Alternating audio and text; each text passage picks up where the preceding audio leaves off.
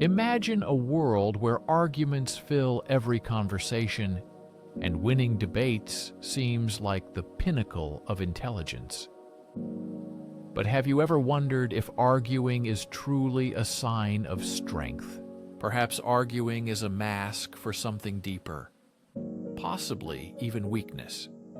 Today, we delve into the ideas of Friedrich Nietzsche, one of the most provocative thinkers. Nietzsche believed that arguing often serves as a refuge for the weak.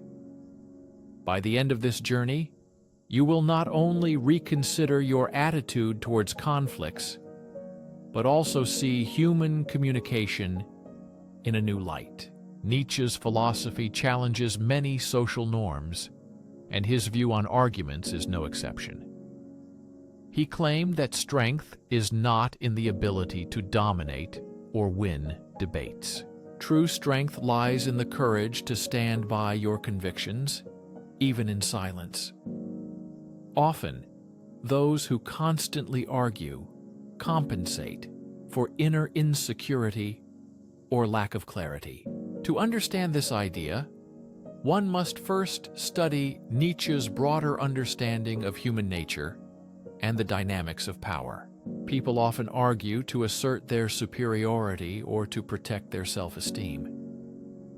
Nature asserts that, at the core of arguments, lies a fragile ego, needing validation through the agreement of others. This validation through the submission of others is a sign of weakness. Strong personalities do not need external recognition. They are confident in their own truths. In Thus Spoke Zarathustra, Nietzsche introduces the concept of the Overman, a figure who surpasses social norms and lives authentically. The Overman does not engage in empty disputes because his goal is self-overcoming, not proving his correctness to others. Nietzsche believes that those who argue constantly get stuck in anger, a reactive state where a person defines themselves through opposition to others. Such a way of life is weak because it surrenders control over emotions and personality to external circumstances. Think about the last argument. Was it really about the topic? Or did it hide a deep emotional need to be recognized as smart and right? The strongest people are those who can recognize an inner impulse and resist it. Instead of reacting, they choose reflection and awareness.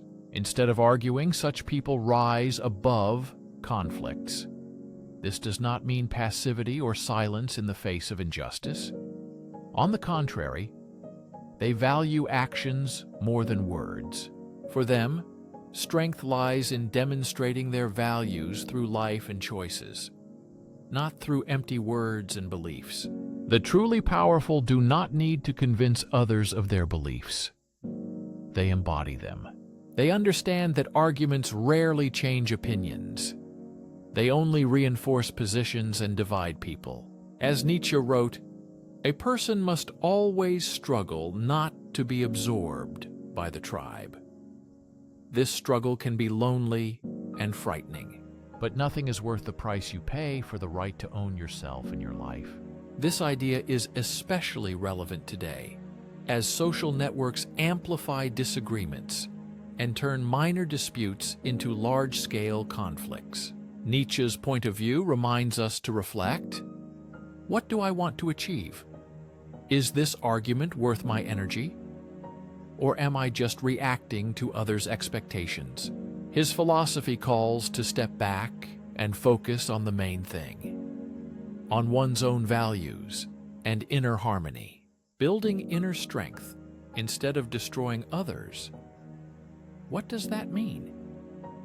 For Nietzsche, it all begins with self-knowledge, awareness of one's motives, fears, and desires.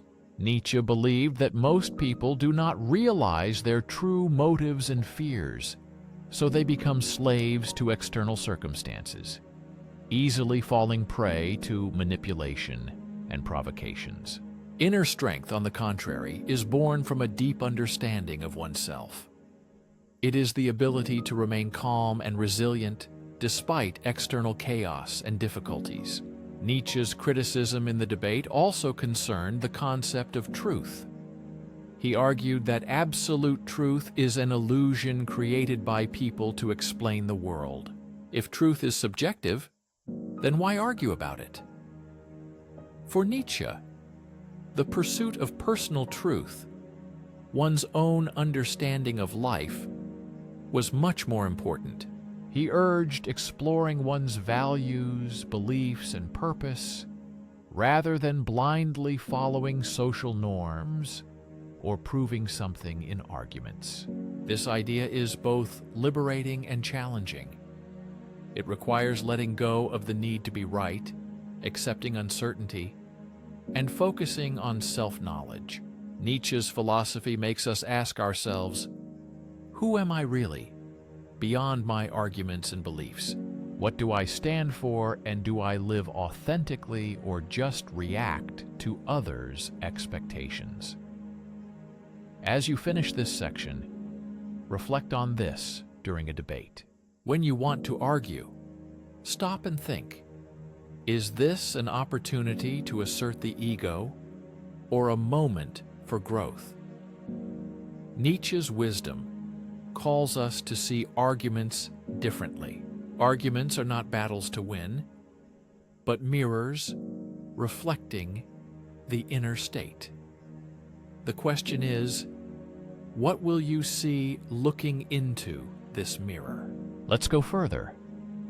Let's explore Nietzsche's deep understanding of the dynamics of power and its influence on human behavior.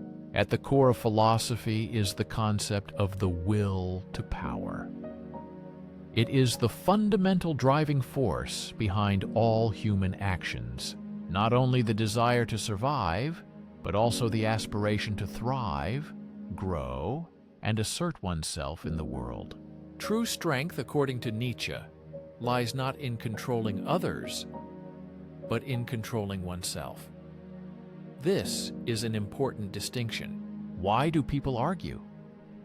Most often because of a mistaken desire to dominate or control another's perspective.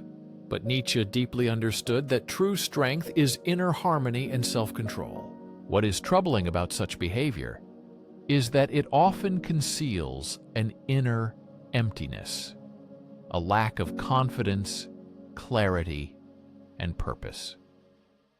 People argue not because they are strong, but out of a sense of threat. Nietzsche often criticized what he called herd mentality. The herd consists of people who conform to societal norms, seeking approval through collective consensus. They argue to strengthen their place in the group, prove loyalty to shared beliefs, or silence dissenters who disrupt their comfort zone. For Nietzsche, this was a sign of weakness.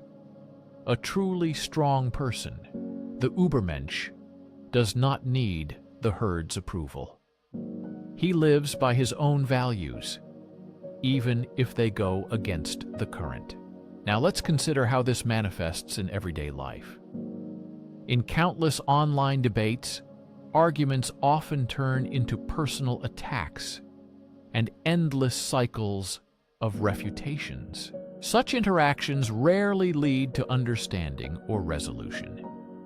Instead, they reveal the deep insecurities of the participants, their need to be right, and their avoidance of vulnerability.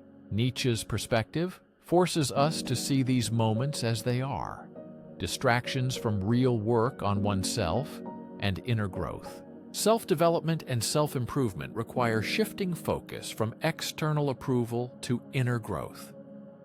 This is the first step to breaking the vicious cycle.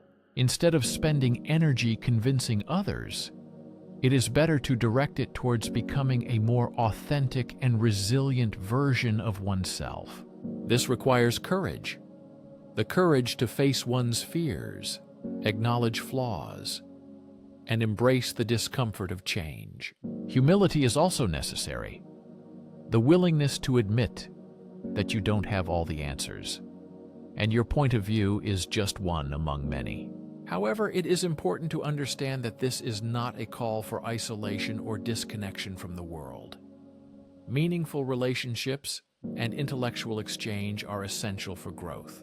Such interactions should be based on mutual respect and a desire to seek deeper truths, not on a wish to dominate or humiliate. When we enter conversations with curiosity rather than a defensive stance, space emerges for genuine connection and understanding.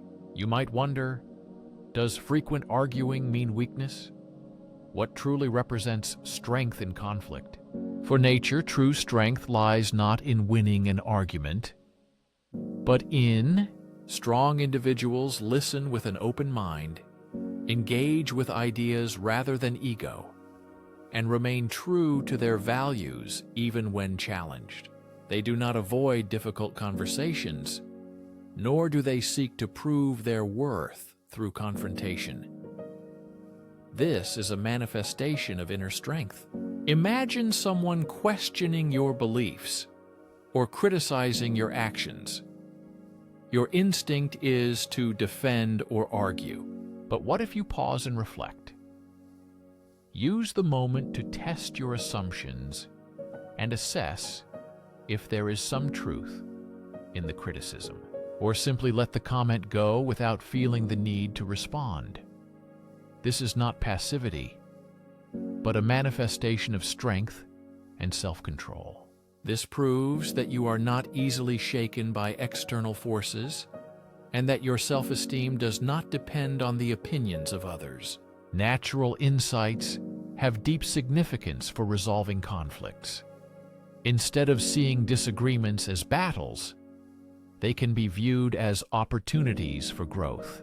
Such a perspective changes not only personal relationships, but also social and cultural dynamics as a whole. By placing understanding above ego, we create space for constructive dialogue rather than destructive. Let's pause for a moment and consider how these ideas reflect in our experience. Have you ever found yourself in an argument where proving your opinion was more important than finding the truth? What did that experience reveal about your inner fears or desires? How might your life change if you applied Nietzsche's philosophy, approaching such situations with the goal of understanding rather than winning? The beauty of Nietzsche's teachings lies in their timeless relevance. In today's fast-paced and hyper-connected world, the call for self-improvement and authenticity remains powerful. He invites us to step back from the noise, analyze our motives, and embrace the challenge of living according to our deepest values. And yet we have only touched the surface. Nietzsche's philosophy offers deeper insights into human relationships, power dynamics, and the search for life's meaning. Continuing, we will explore how his ideas help not only to cope with conflicts but also to overcome them, leading to a greater sense of purpose and fulfillment in life. To deeply understand Nietzsche's view on the futility of disputes, one must delve into his concept of self-overcoming, which is the cornerstone of his philosophy. For nature, life is not a static state, but a constant process of growth, challenges, and transformations. Strength, according to Nietzsche, is born from the ability to overcome. One must overcome not only external obstacles, but also internal limitations, fear, doubts, and the ego's relentless need for validation. In disputes, especially those fueled by the ego, we often lose sight of the higher goal. The energy spent proving oneself right is better invested in self-improvement. Understanding others and refining one's viewpoint is more important than proving something in an argument. Nietzsche reminds us that the deepest battles are fought within ourselves. One of Nietzsche's most provocative ideas is the critique of morality as a tool of the weak. He believed that traditional moral systems arise from resentment, Resentment is a deeply rooted resentment of the weak towards the strong, leading to the creation of moral frameworks that value submissiveness and conformity over strength and individualism. In this context, arguments can be, this text discusses how some see attempts to impose values as a weakness instead of overcoming personal limitations, raising the question of engaging without argumentation traps. The suggested solution is dialogue, which differs from arguments by being collaborative and focused on understanding rather than winning or dominance. In dialogue, both participants approach the conversation with humility and a desire to learn, not to assert power, allowing exploration of ideas together. For example, two friends disagreeing on a deeply held belief. In argument, they would resist and escalate tension. But in dialogue, they ask questions and share experiences. Dialogue seeks common ground, resulting not only in better understanding, but also personal growth for both individuals involved. The natural dislike for arguing does not mean avoiding conflict entirely. Constructive conflict can be a strong catalyst for growth when handled properly. The challenge is to rise above petty disputes and concentrate on what truly matters, focusing on meaningful engagement rather than winning arguments. The pursuit of perfection, authenticity, and living life on one's own terms is important. This requires a shift in mindset, to see others not as enemies, but as companions on the journey of life. To apply this, consider Nietzsche's idea of eternal recurrence. Imagine living the same life over and over, repeating every moment infinitely. This thought experiment makes us reflect on the choices and values we uphold. Would you want to spend eternity in empty disputes or dedicate your life to something meaningful? Such a perspective can change life by reminding us that time is our most valuable resource, and every moment spent arguing is lost time for more worthwhile pursuits. Instead of meaningless debates, one can choose to invest energy in creativity, learning, and deep communication with others. Nietzsche's philosophy also forces us to reconsider our attitude towards truth. He argued that there are no facts, only interpretations. This does not mean that truth is unimportant, but only that it is always shaped through the prism of our perspective. In arguments, we often consider our point of view as the only correct one. Often we believe that only our point of view is right, and others are mistaken or deluded. However, nature teaches us to accept the complexity of truth. We begin to understand that different views can coexist. This changes our approach to disagreements. They become not a threat, but an opportunity to expand understanding. We learn to listen without defense, ask questions without hostility, and learn without fear. Such a shift in attitude helps us grow and develop. The teachings of nature go even deeper. They call us not just to overcome disputes, but to overcome our own self.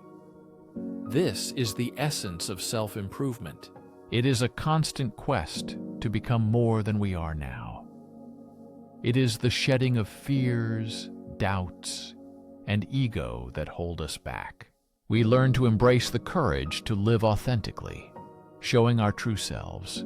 Near the end of the section, reflect on the power of silence in conflict. Nietzsche believed that silence is a form of strength, a refusal to engage in petty disputes. It is not the silence of submission, but the silence of self-confidence, the silence of one who knows their worth and does not need proof. Reflect on this and feel the power of inner calm.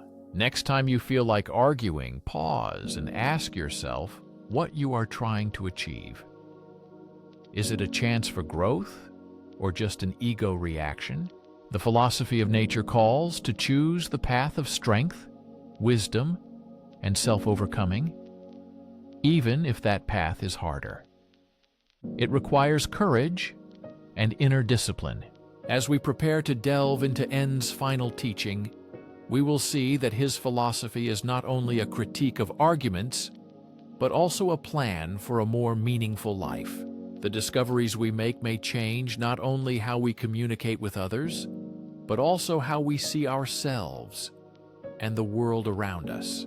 Concluding Nietzsche's view on disputes, we encounter one of his deepest ideas.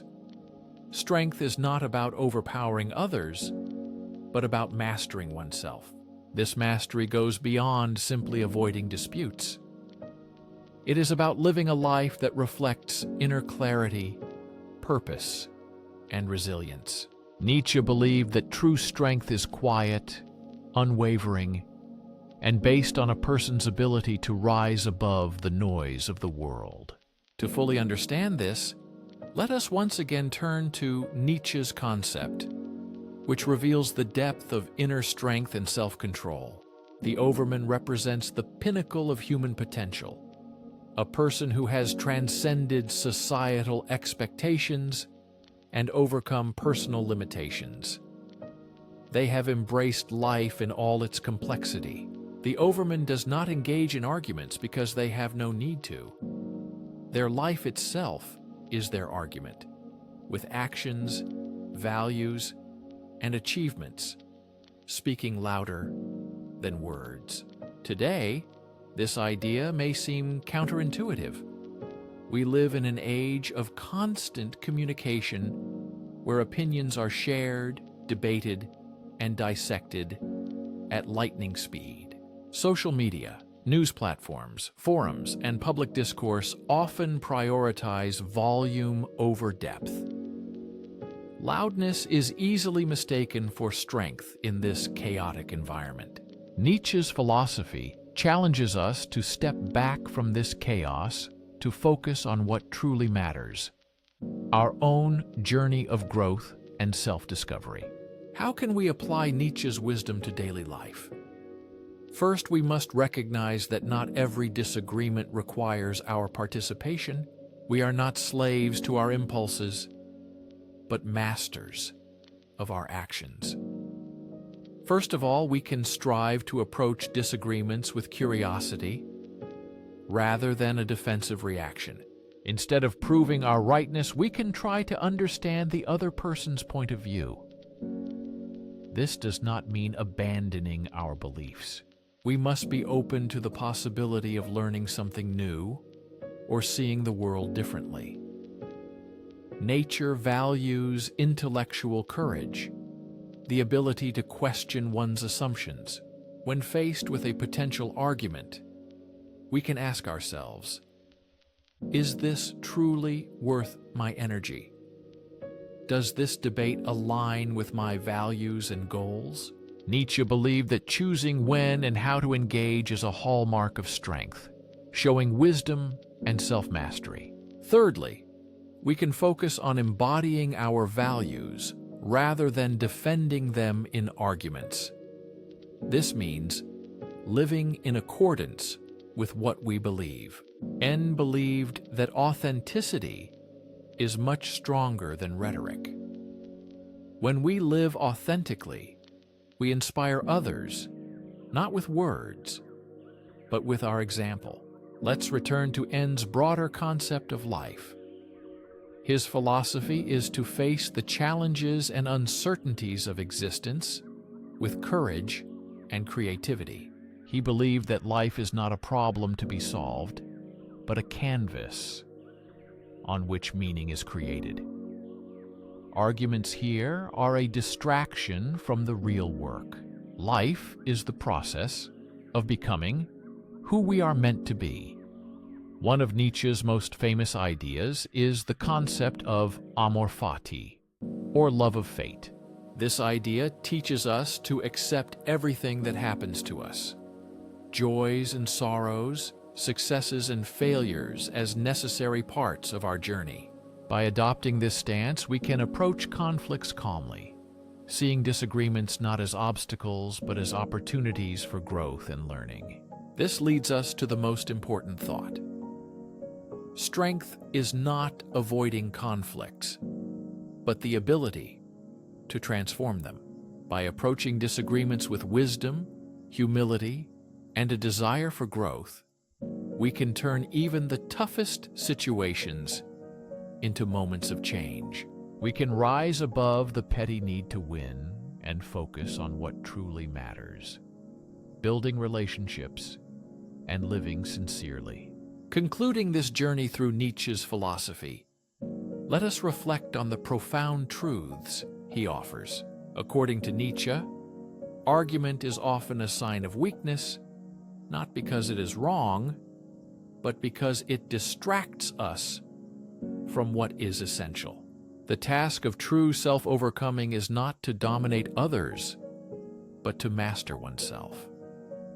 True strength lies in this.